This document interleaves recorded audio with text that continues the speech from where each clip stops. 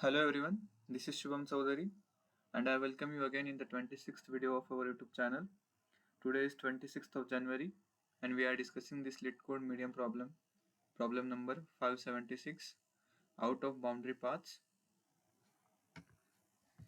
So here there is a m cross n grid with a ball, and the ball is initially at the position start row and start column, and we are allowed to move the ball to one of the four adjacent cells in the grid, possibly out of the grid crossing the grid boundary, and we can apply at most max moves to the ball.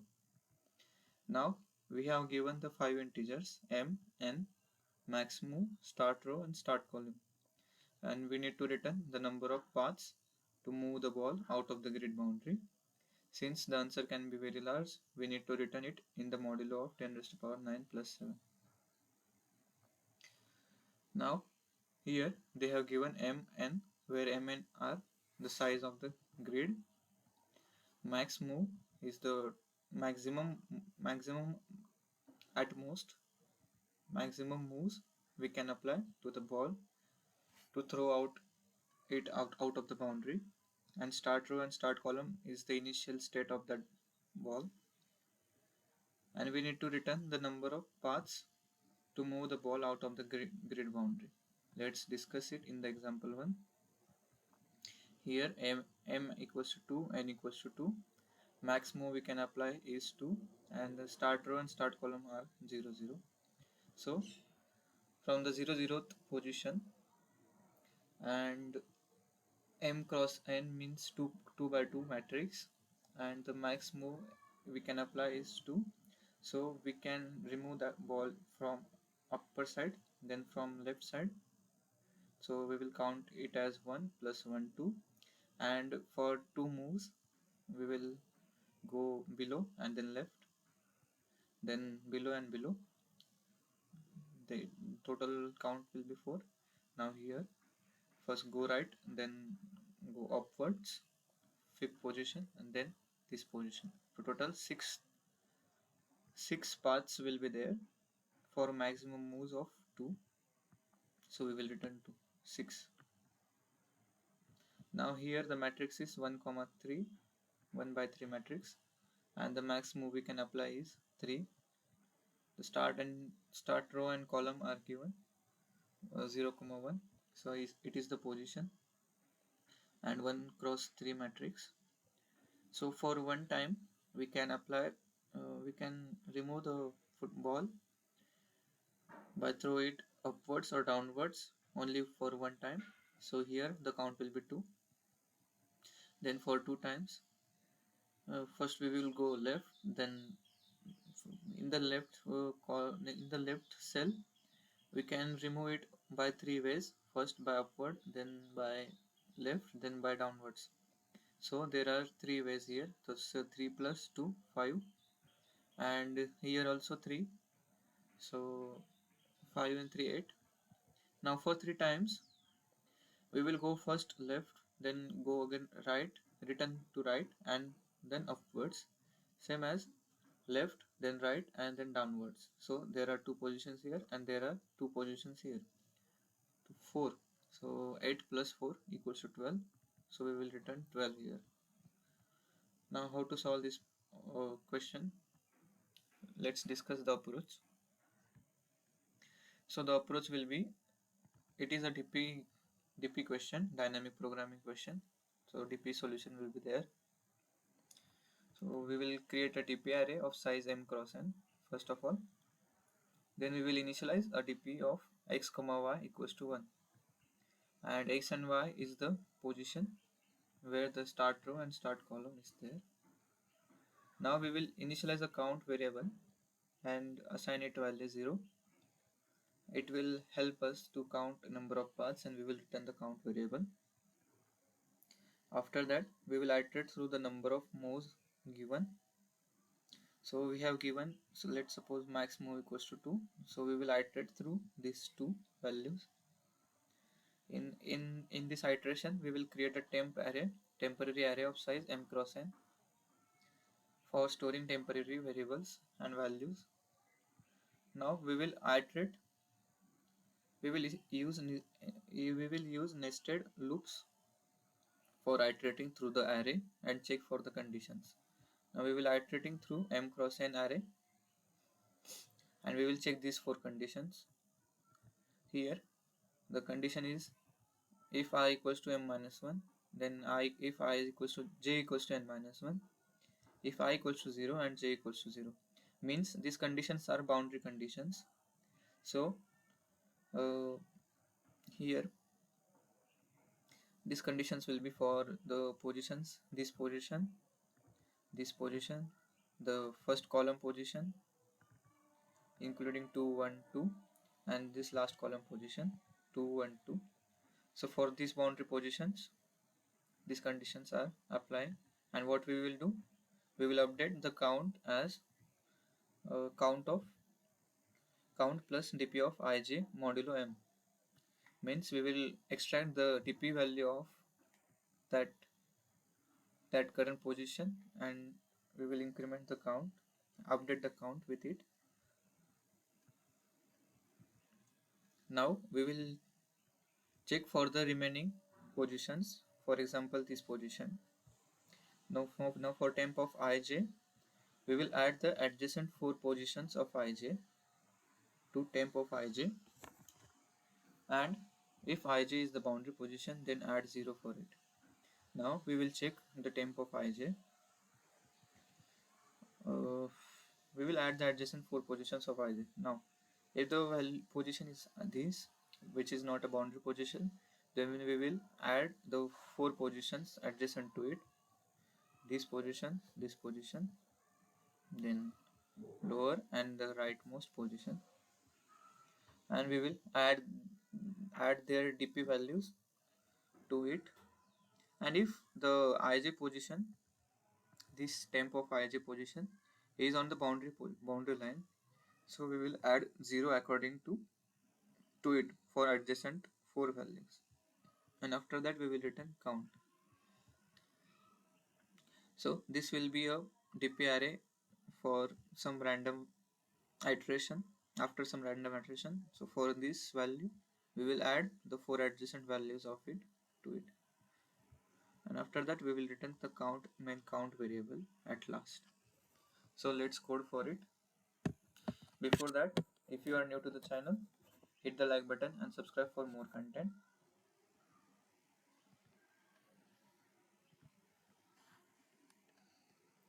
So first of all we will declare a const int for modulo, and modulo is 10 raised to power 9 plus 7, so we will add 9 zeros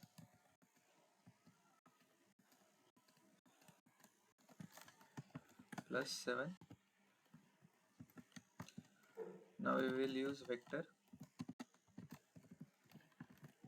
dp array. We will create a dp vector 2d, and for this we are creating another inside dp, and we are assigning it to 0 for every dp value. Then we will initialize dp of startRow and startColumn as 0. After that we will declare a count variable and assign it 0 value. Now we will iterate through this maximum moves. So for int moves starting from 1 to moves less than equal to maximum moves, and then we will increment moves, this max moves. Now we will create a temporary vector 2d vector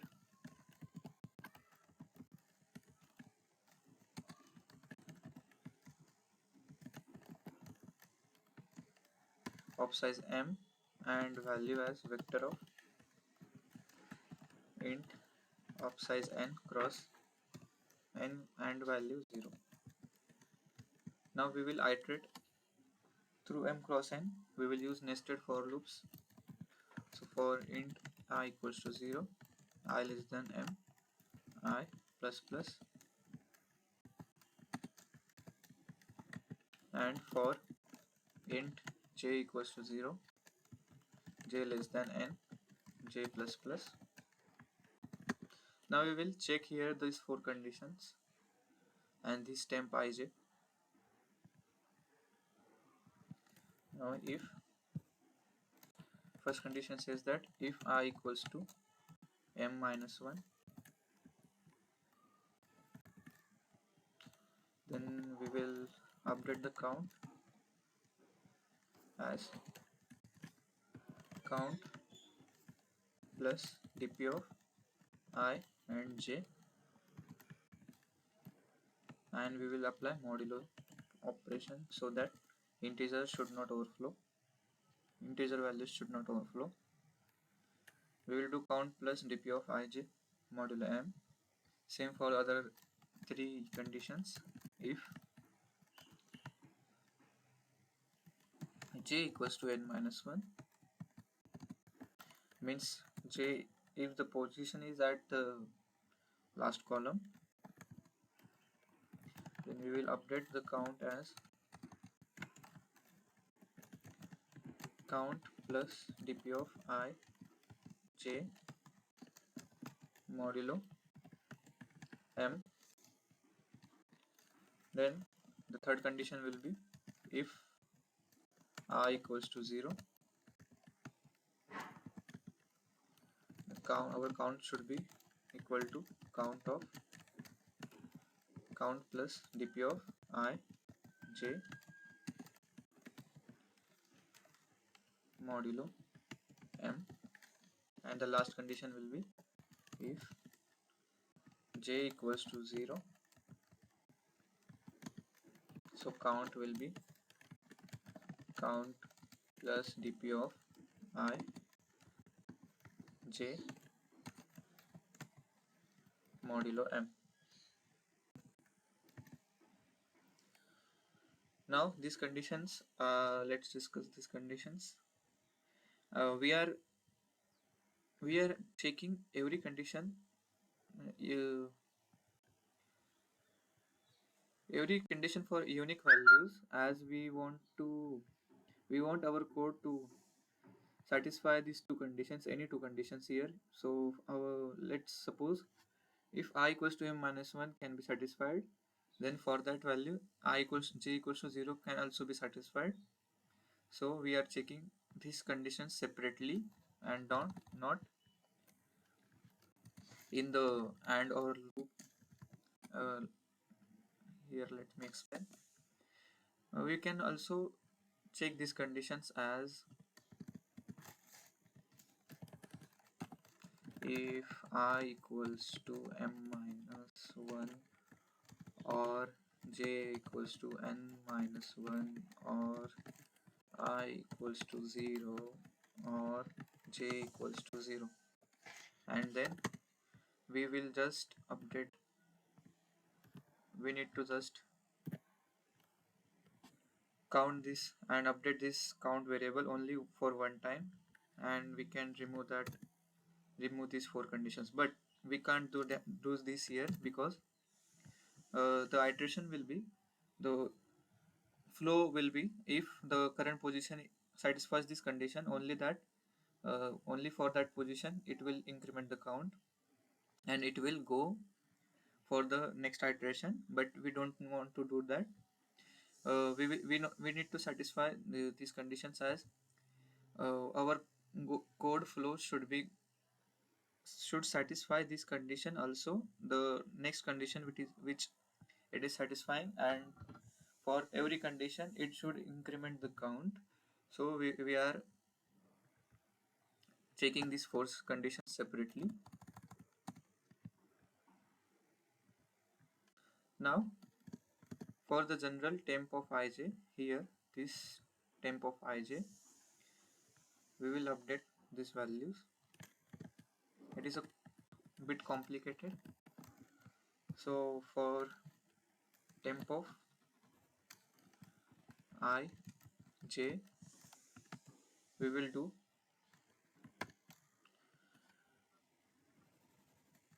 first of all, let's create this.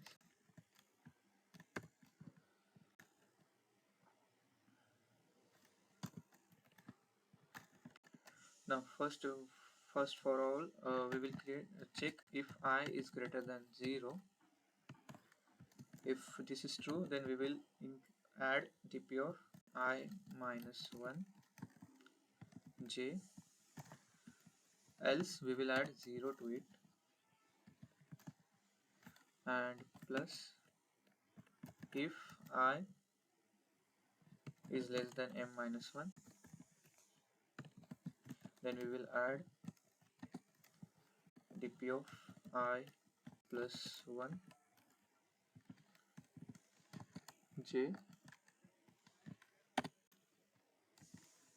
else 0, and we will perform modulo operation here. So after this, dp of this value, we will apply modulo of m, and okay, something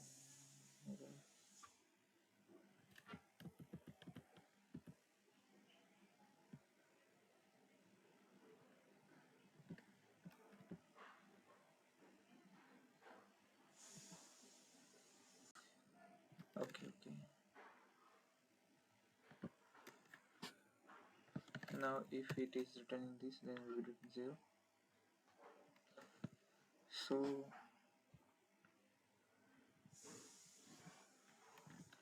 we will apply modulo here, modulo of m, then add plus to it, and the second condition here.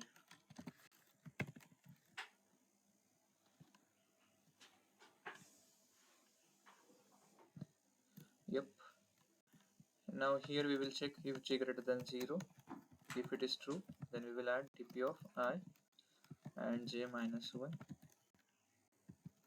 else we will return 0, and plus if j less than n minus 1, then we will return dp of I, j, I and j plus 1 or 0, and we were performing modulo here.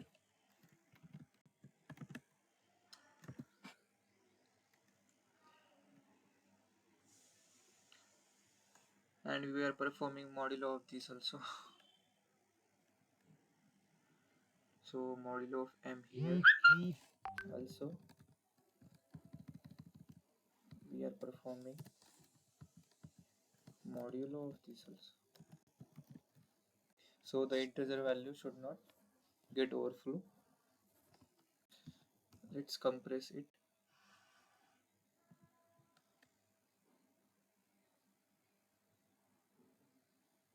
I need to update it so that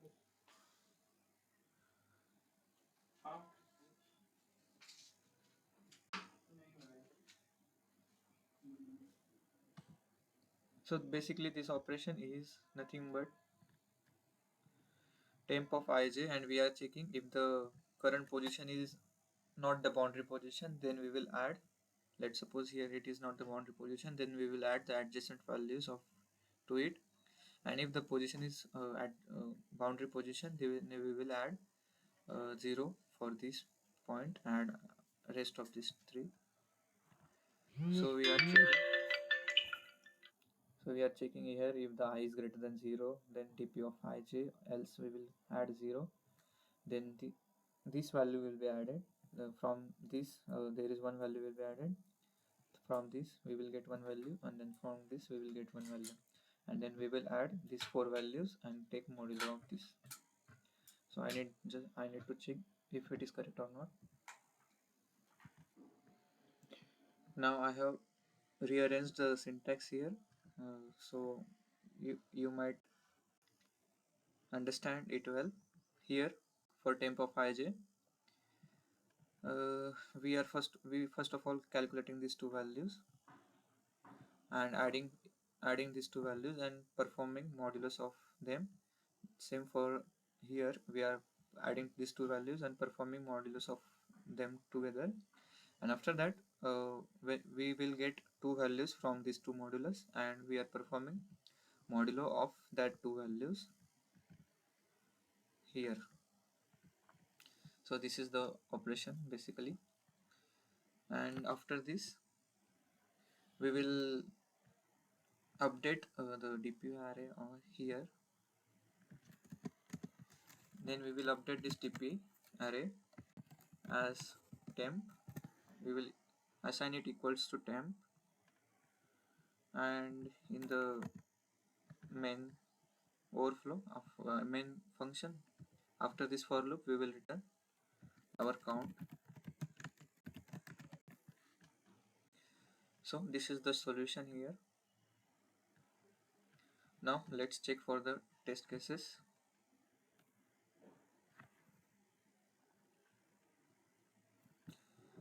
Some okay, I think some syntax error will be there.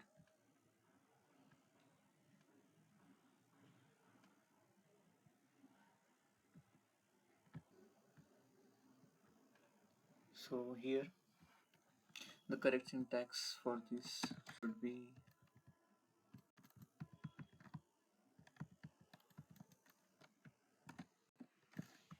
like this. I think this might be the error. That's why we are getting wrong value.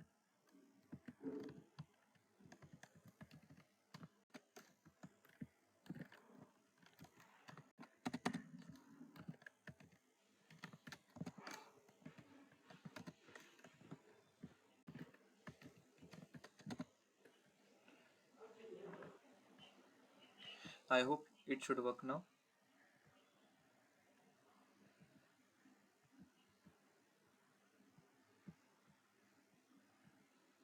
Okay.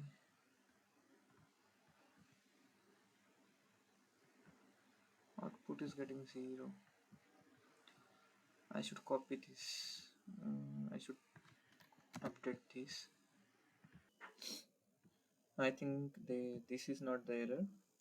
We have initialized dp startRow and startColumn as 0, but we need to initialize it as 1, as we will count its current position and the current path will be 1.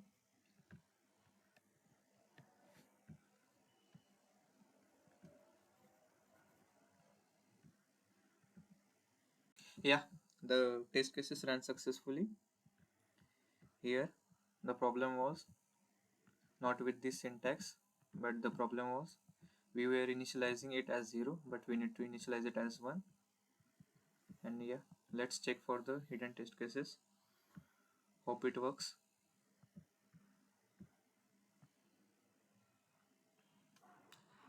Okay, we get it right for the 26th day. Here let's talk about the time complexity. So we are iterating through these 3 for loops, nested for loops. So the time complexity will be big O of m cross n cross max move, where these values are provided, and the space complexity will be we are using this 2D array or 2D vector of size m cross n. So the space complexity will be big O of m cross n. So that's it. If you enjoyed the video or found it helpful, don't forget to hit the like button and subscribe for more content. And stay tuned for the upcoming LeetCode problem of the day videos and exciting Monstack web development projects. Happy coding, and let's make this year a fantastic one together. Thank you.